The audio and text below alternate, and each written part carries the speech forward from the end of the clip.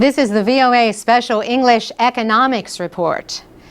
Anyone who has ever borrowed money can relate to the debate over raising America's borrowing limit.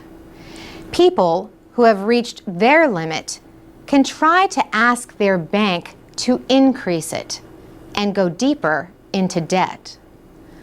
Or they can cut their spending and try to get their finances under control. Or they can do both. Either way, they have to keep paying their bills.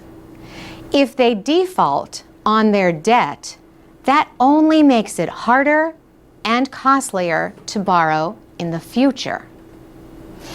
In July, President Obama and congressional leaders held hours of sometimes tense meetings at the White House. Opposition Republican leaders agreed on the need to raise the borrowing limit by August 2nd, or risk the nation's first default. The argument was over how to cut deficits. Most Republicans oppose any kind of tax increase. Most Democrats in Congress oppose big cuts in government spending, especially social programs for retirees and the poor. Jerry Webman is chief economist for Oppenheimer Funds, an investment company. He says the central issue is how the U.S. is going to bring its federal budget back down to a sustainable deficit level. He says the debate has deep roots in the Constitution.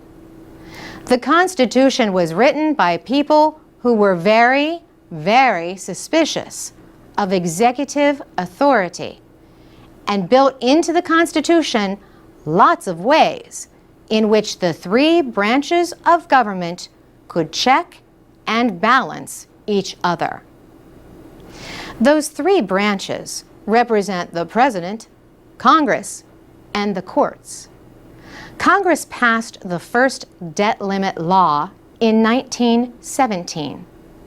That was to control the costs of America's entry into World War I. Today, Jerry Webman says the United States is going through an important debate on what services Americans can expect from their government. He says, "I think we may be looking at one of those almost generational changes in the role of the federal government in U.S. society." Lenders worried about the risk of not getting repaid usually demand high interest rates. That has happened to heavily indebted countries such as Greece, Ireland, and Portugal. On July 14th, Federal Reserve Chairman Ben Bernanke warned lawmakers that lack of action to raise the borrowing limit would mean a lower credit rating for the United States. The central banker said that means the government could have to pay sharply higher interest rates, and that would only add to deficits in what he called a self-inflicted wound. For VOA Special English, I'm Carolyn Presutti.